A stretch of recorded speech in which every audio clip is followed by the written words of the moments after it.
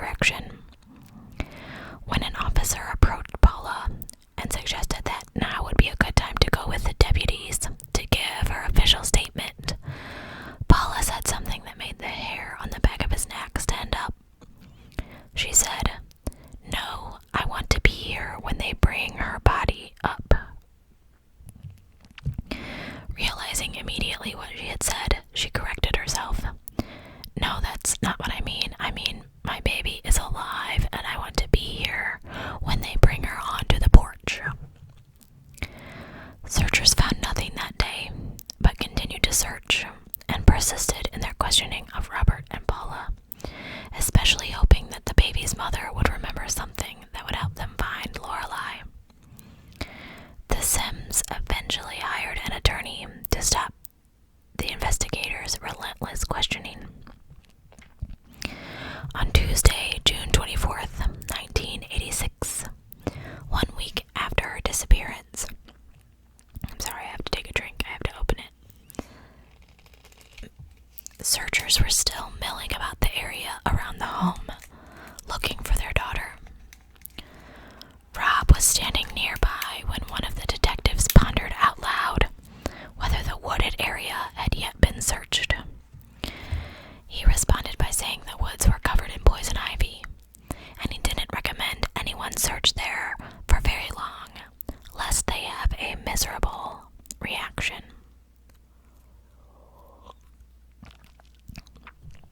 The detective found that strange, and soon ordered the dogs be taken into the woods to search for Lorelei. Just a short distance in, the dog began barking. Baby Lorelei had been found. After burying their infant daughter, Robert and Paula quietly left Brighton and moved to a new home at 1053 Washington Avenue in Alton. Neighbors in their new home were blissfully unaware of their history, or that many area investigators believed that the couple, or at least Paula, had gotten away with murder. When the Simses welcomed a second child into their home, a son that they named Randall Troy, in 1988, Rob built a privacy fence around the property to keep the backyard out of view of the neighbors. Paula hung curtains and blinds, which always stayed pulled tight. Later, the neighbors would say they hardly ever saw anyone outside the house, not even the mother and her young son. The Sims were living a private, some would say reclusive life, trying to stay out of the spotlight they had been in just a couple years before. Until 1989, when it happened again. On March 18th, 1989, Paula gave birth to her third child, a second daughter, Heather Lee Sims. Her life would prove to be only slightly longer than that of her older sister. Heather was 6 weeks old when Rob came home from work on April 29th, 1989, and found his wife lying unconscious on the kitchen floor. Flashing back to 3 years earlier, he ran to his daughter's bassinet and discovered it empty. He returned to his wife, trying to arouse her, screaming, "Where is Heather? Paula, where is Heather?" When Paula finally came to, she answered that the baby was in her bassinet. When Rob responded that Heather was not in her bed, they both ran upstairs to check on their son, whom they found sleeping safe and sound in his room. Again, 911 was called, and Paula was taken to the Alton Police Department in the hopes of gaining as much information about the kidnapping as possible.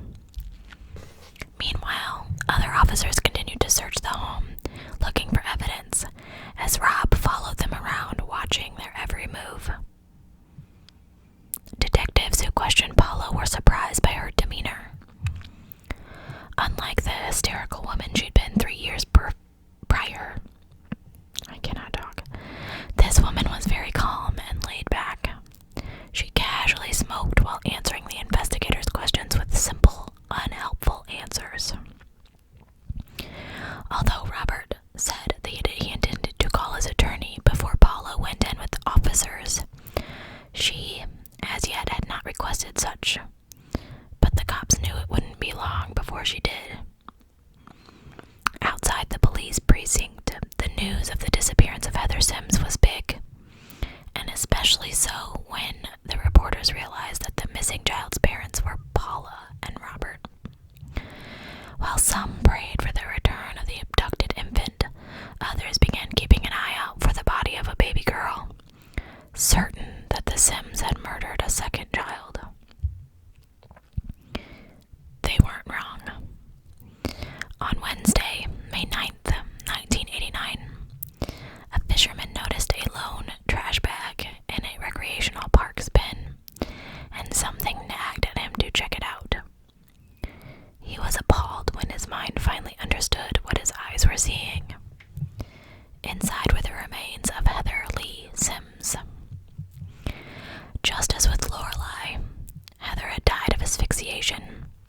most likely because of a hand or blanket being pressed firmly against her nose and mouth. How can you do that to your kid? Fearing for the safety of Sims' only surviving child, little Randy was removed from his parents' home, which witnesses said seemed to have a greater emotional impact on the couple than the death of their daughters. It didn't take much effort to prove that the trash bag in which Heather had been found had been made from the same roll of those currently being used in the Sims household. Confronted with the evidence and its obvious meaning, Robert finally broke down and admitted that he believed Paula had killed their daughters. He had not wanted to believe that his wife was capable of murder, but maybe she was. Trying to elicit a possible motive from Robert, they asked him about life before Heather's birth.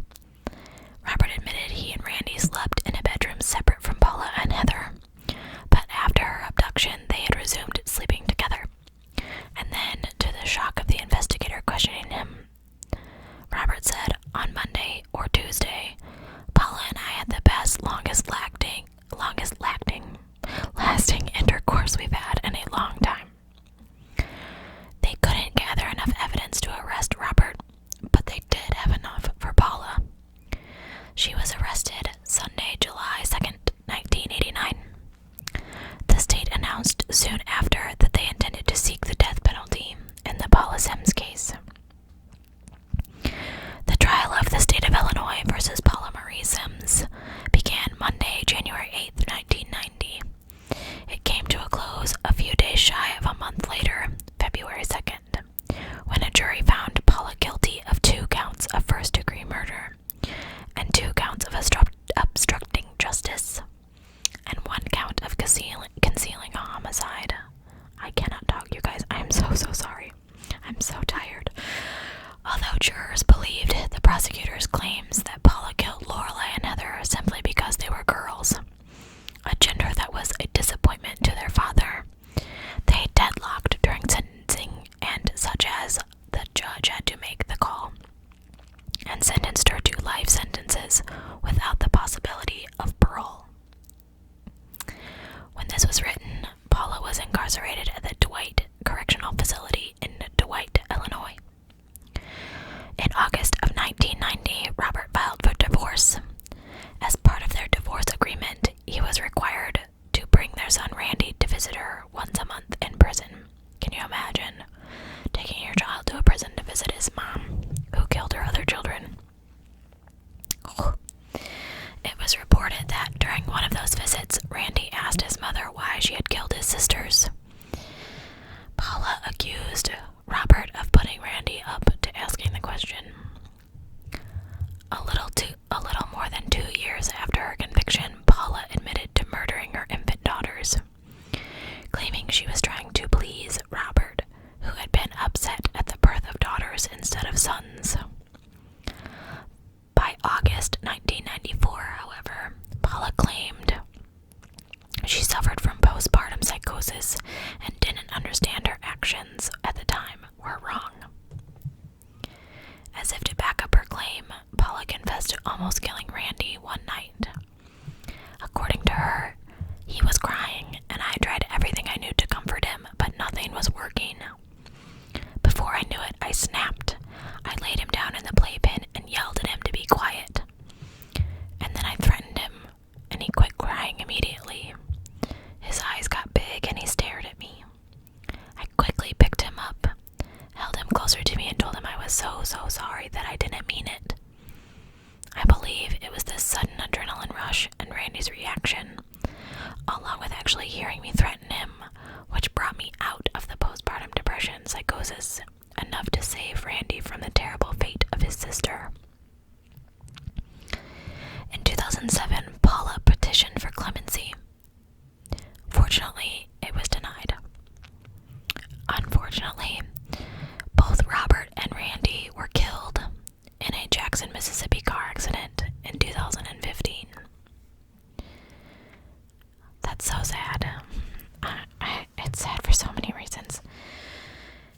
Where do I start? Number one,